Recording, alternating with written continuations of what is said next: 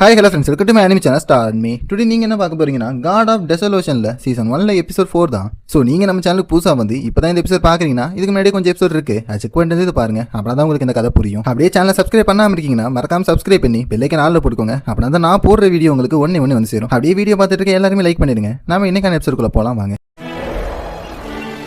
சரி, இவ்வளோ கேட்கறனால 3 நாள் நீங்கள் இங்கே இருக்கிறதுக்கு அனுமதி தரணும்னு இந்த லீடர் சொல்லவும் எல்லாரும் சோகத்தோட அதை ஏற்றுக்கிறாங்க. ஸோ சீன் கட் ஆகிட்டு அந்த டேமினை காட்டவும், நீ என்னதான் இந்த கிராமத்தை விட்டு வெளியே போனாலும் இந்த கிராமத்தை நீ காப்பாற்றி ஆகணும்டான்னு இந்த அப்பா சொல்லவும், ஆனால் நான் வெளியே போகிறதுலாம் சேஃப் தானா, எனக்கு ஏதாவது ஆயிடுச்சுனாலும் டேமின் கவலைப்படவும், என்னடா பேசுகிற, இது உனக்கு கிடைச்ச சான்ஸ், அதை கரெக்டாக யூஸ் பண்ணிக்கடான்னு இவங்க அப்பா சொல்லுவார். ஸோ சீன் கட் ஆகிட்டு வேற ஒருத்த காட்டவும், எப்படா அவனுங்களை நம்பி நம்ம குழந்தைங்களை அனுப்புறதுன்னு சொல்லிட்டு ரொம்ப கவலைப்பட்டு இருப்பாரு மனுஷன். என்னடா பேசுகிற, வெளியே பார்த்தியா அந்த சோல்ஜர்ஸ் எல்லாம் பார்த்தா ரொம்ப ஸ்ட்ராங்காக இருக்கிற மாதிரி தெரியுது. ஸோ கண்டிப்பாக நம்ம குழந்தைங்க அங்கே போகிறதா அவங்க வாழ்க்கைக்கு நல்ல ஒரு உதவியாக இருக்கும் அப்படின்னு அம்மா சொல்லவும், இவன் என்னன்னா ரொம்ப சந்தோஷமா தூங்கிட்டு இருக்கான். சீன் கட்டிட்டு வேற ஒருத்தங்களை காட்டவும், இங்க பாருடா, நீ போய் நல்லவனா வாழணும்டா, முக்கியமா உன்னோட அப்பனை மாதிரி வேஸ்ட் ஆயிடாத, போய் கத்துக்கோ, நல்லா வாழு, அதுதான்டா உனக்கு நல்லதுன்னு அப்பா சொல்லவும், நான் போயிட்டு அவங்கள யாரு பார்த்துப்பான்னு இவன் கேட்கவும், போட்டா எனக்கு என்ன பார்த்துக்க தெரியும், இதுக்கப்புறமா ஏதாவது பண்ணணும்னு நினைச்சனா போய் ஒரு நல்ல பொண்ணா கல்யாணம் பண்ணிக்கோ, அப்படியே காஸ்ட்லியான சரக்கு கொண்டு வான்னு இவங்க அப்பா சொல்லி விடுவோம். இந்த பையன் ஒரு எரிச்சலோட அங்க கிளம்புறான். இருந்தாலும் இவங்க அப்பா அவனை நினைச்சு கவலைப்படாதான் செய்யறாரு. ஆனா இப்ப நம்ம ஹீரோ காட்டவும், இது நான் உங்களுக்காக தானே செஞ்சேன், கண்டிப்பா இதை நீங்க தலையில போட்டே ஆகணும்னு எல்லாருக்குமே அதை தலையில போட்டுட்டு நீ ஃபியூச்சர்ல ரொம்பவே ஸ்ட்ராங் ஆகணும்னு ஹீரோன் கிட்ட ஹீரோ சொல்லவும், எனக்கு போக ஆசையே இல்லைன்னு ஹீரோன் சொல்லுவா. சோ பக்கத்துல இருக்கணும் அதே தான். அட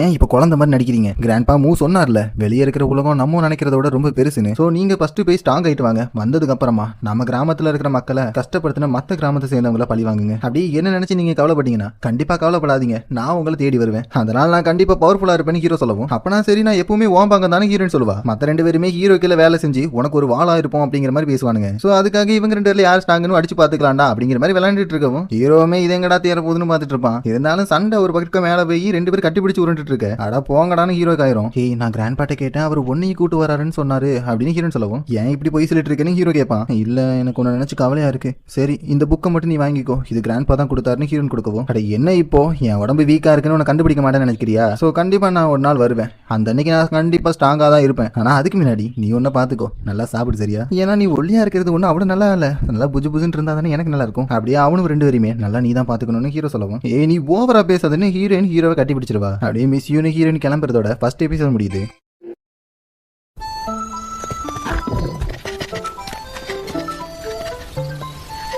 கண்டிப்பா நீங்க தாண்டா பவர்ஃபுல் ஆகணும்னு ஹீரோ கத்திட்டு கிடப்பான். சோ இவங்களுமே அது ஹீரோ தான் புரிஞ்சுக்கிட்டு ஹீரோ என்ன கத்துறானோ அதையே இவங்களும் சேர்ந்து கத்துவாங்க. சோ இதை பார்த்து அந்த டேமிங் தான் யாரா நீங்கன்னு பாத்துட்டு இருக்கோம். நீ ஃபர்ஸ்ட் ஒன்ன பாத்துக்கோடா, கண்டிப்பா நான் ஒன்ன பார்க்க திரும்ப வருவேன்னு ஹீரோயின் கத்துவா. சோ கூட இருக்கிறவங்களும் அதே சொல்லிட்டு எல்லாருமே ஓடிடுவாங்க. ஆனா ஹீரோ என்ன நீங்க பத்திரமா இருக்கணும்ன்ற மாதிரி கவலைப்பட்டு இருக்கவும், இந்த லீடர் நம்ம ஹீரோவை பாப்பாரு, அவன் பின்னாடி ஏதோ பவர் இருக்கிற மாதிரி தெரியும். ஆமா, அந்த பையனுக்கு அப்படி என்னதான் சின்ன லீடர் கேட்கவும் அதை வார்த்தைகளால சொல்லிட முடியாது, அவன் வாழ்க்கையில என்ன நடக்கணுமோ அதுதான் நடக்கும். சோ அவனுக்கானதுதான் இப்ப நடக்குதுன்னு கிராண்ட் பா யூ சொல்லுவாரு.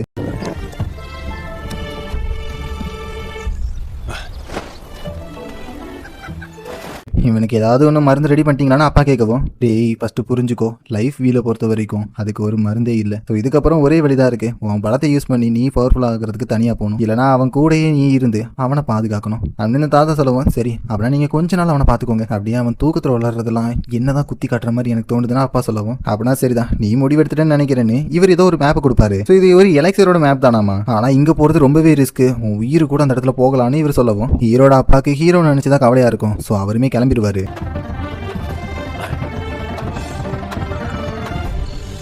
உங்க அப்பா மெடிசனை தேடி தூரமா போயிருக்காரு, ஸோ அது வரை என்ன தான் உன்னை பாத்துக்க சொல்லியிருக்காருன்னு இவர் சொல்லவும், என்னையா சொல்றேன்னு ஹீரோ கேட்பான். கவலைப்படாதரா, உங்க அப்பா ரிட்டன் வந்துருவான்னு இவர் சொல்லவும், அதுக்காக இல்ல இதுக்கப்புறம் அவர் என்னதான் மெடிசன் கொடுத்தாலும் என்னோட கல்டிவேஷனை ஸ்ட்ராங் ஆக முடியும்னு எனக்கு நம்பிக்கை இல்லைன்னு ஹீரோ சொல்லவும், அட போடா, என்னோட கை இழந்தப்ப எனக்கு என்ன ஃபீல் இருந்துச்சு தெரியுமா, அவ்வளவுதான் வாழ்க்கையே முடிஞ்சிருச்சு, இதுக்கப்புறம் என்னடா பண்ண போறோன்னு ரொம்ப கவலையில இருந்தேன். அப்பதான் எனக்குள்ள ஒரு நம்பிக்கை வந்துச்சு, எந்த ஒரு மனுஷனாலையும் இந்த இயற்கையை வெல்ல முடியும்னு. இயற்கையா மனுஷங்க வெல்லுவாங்களான்னு ஹீரோ ரொம்ப ஆச்சரியப்படுவான். பாரா புரிஞ்சிருச்சா, கரெக்டாக ஹார்ட் ஒர்க் பண்ணுறா, உனக்கான ரிசல்ட் கண்டிப்பாக கிடைக்குன்னு இவர் சொல்லவும், அப்படின்னா எனக்கு ட்ரைனிங் கொடுங்க மாஸ்டர் ஹூன்னு ஹீரோ கேட்பான். ஸோ அவனுக்கான ட்ரைனிங் செஷனுமே ஆரம்பிச்சிடும். என்ன இருந்தாலும் நம்ம ஹீரோ இன்னுமே வீக்காக தான் இருப்பான். இங்கே பாடுறா, ஓ எலும்பு ஸ்ட்ராங்காக இல்லைனா இந்த மாதிரி நீ கஷ்டப்பட்டு தான் ஆகணும், ஆனால் இந்த மருந்து குடிச்சிட்டு நீ ப்ராக்டிஸ் பண்ணுறப்ப கண்டிப்பாக உன் கல்டிவேஷன் இன்க்ரீஸ் ஆகும், உனக்கான பெட்டர் ரிசல்ட்டுமே கிடைக்கணும் மாஸ்டர் ஹூ கொடுக்கவும், சரி ஓகேன்னு ஹீரோமே வாங்கி குடிப்பான். ஆனால் அவனுக்கு பயங்கரமாக வயிறு வலிக்க ஆரம்பிச்சிடும். உன்னால் வலியவே தாங்க முடியலன்னா எப்படா ஸ்ட்ராங்காக இருப்பேன்னு மாஸ்டர் ஹூ கேட்கவும், அதெல்லாம் என்னால் தாங்க முடியும் ஹீரோ வலி தாங்க முடியாமல் கத்திட்டு கிடப்பான். அப்படியே செகண்ட் எபிசோடுமே முடியுது.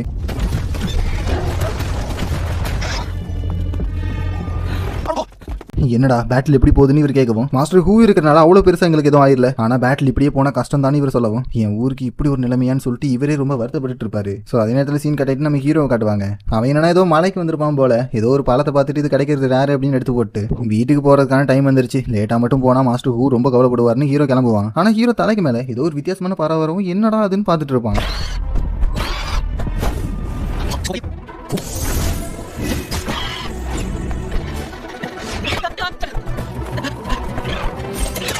இந்த பறவை வேற என்னால கொல்ல முடியலையா, என்னோட அப்பா எனக்காக தான் இந்த கிராமத்தை விட்டு போயிருக்காரு, அவர் வரும்போது நானே உயிரோடு இல்லைனா மனுஷன் என்ன பண்ணுவாரு அப்படின்னு ஹீரோ கவலைப்பட்டுட்டு என்ன போக விடுன்னு கேட்கவும், அது நம்ம ஹீரோவை கண்டுக்காது. ஸோ ஹீரோ அவனோட பவரை யூஸ் பண்ணி அது ஒரு வெட்டுவான். ஸோ அதனாலேயே அது தடுமாறி நம்ம ஹீரோவை கீழே போட்டுருவோம். என்னோட வாழ்க்கை அவ்வளோதான்டா, அதனால இந்த பொக்கிஷம் என்கிட்ட இருக்கிறத விட வாங்கிட்டு இருக்கிறதா நல்லது. ஆனால் இதுக்குள்ள நிறைய ரகசியம் இருக்கு. ஸோ என்னாலேயே இதோட பவரை ஃபுல்லாலாம் யூஸ் பண்ண முடியல. நீ தான் இதில் இருக்கிற ரகசியத்தை கண்டுபிடிப்பேன்னு மாஸ்டர் ஹூ நம்ம ஹீரோக்கு இந்த ஸ்வாட் கொடுத்துருக்காரு. அதை நினச்சிட்டு நம்ம ஹீரோ எந்திக்கவும் ஹீரோ வரவேற்க ஒரு பாம்பு வேறு நிற்கிது.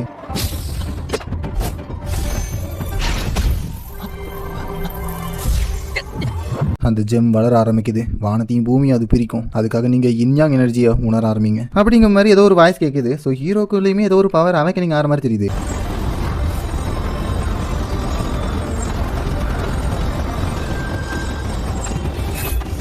அப்படின்னா அந்த டிராகன் இதுதான் இந்த ஸ்வாட்ல ஒளிச்சு வச்சிருக்கான்னு ஹீரோ பார்த்துட்டு அந்த பவர் யூஸ் பண்ணிட்டு இருக்கவும் அந்த வழியா வர வில்லேஜ் மக்களுக்குமே ஹீரோ பண்றது தெரியுது. ஸோ உத்து பார்த்ததுக்கு அப்புறம் தான் தெரியுது இதுவுமே ஒரு லைஃப் வீல் தானே, அது இது சாதாரணமான லைஃப் வீலோட ரொம்பவே பவர்ஃபுல்லான இதுன்னு சொல்லிட்டு இவர் பார்த்துட்டு இருக்கவும் ஹீரோ சைடு இருக்கிற அந்த ஃபார்மேஷன் கிட்டத்தட்ட முடிகிற மாதிரி இருக்கு. அவ்வளவுதான்டா, என்னோட லைஃப் வீல் எனக்கு திரும்பவும் வந்துருச்சு, இதுக்கப்புறம் பாப்பீங்கடா என்னோட ஆட்டத்தை, ஆனா இப்ப வீட்டுக்கு போனோம் அப்படின்னு ஹீரோ சொல்றதோட இந்த எபிசோட் முடியுது. ஸோ எபிசோட் எத்தனை பேருக்கு பிடிச்சிருக்கு புரிஞ்சிருக்குன்னு மறக்காம கமெண்ட் பண்ணுங்க. ஸ்டோரி ஒரு மாதிரி கொஞ்சம் ஸ்லோவா தான் போகும், ஆனா ஒரு அளவுக்கு கதை நல்லா இருக்கும். ஸோ ஹீரோ ஒரு வழியாக அவேக்கனிங் ஆகிட்டான். இதுக்கப்புறம் தான் அவன் பவர் இன்க்ரீஸ் பண்ணுறது நல்லாவே இருக்கும். ஓவர் பவர் ஆவானுங்கிறத என் கூட சேர்ந்து நீங்களும் பார்த்துக்கோங்க. அப்படியே ஹீரோ கொடுத்த ட்ரைனிங் என்னன்னா கிட்டத்தட்ட ரொம்ப நாள் ஓடி இருக்கு. அதுக்கோசரம் தான் ஹீரோ ஓரளவுக்கு பவர்ஃபுல் ஆன மாதிரி நம்மளுக்கு காட்டியிருக்காங்க. இதெல்லாம் இல்லைன்னு ஹீரோட அப்பா இல்லாததுனால வில்லேஜ் சேர்ந்தவங்களுக்குலாம் ரொம்ப கஷ்டமாகவே இருக்குது, அதாவது அந்த மான்ஸ்டர்ஸை சமாளிக்கிறதுல. இதுக்கப்புறம் கதையில் என்னெல்லாம் நடக்க போகிறதே எங்க இருந்து நீங்களும் பாருங்கள். நான் உங்களை நெக்ஸ்ட் எபிசோட மீட் பண்ணுறேன்.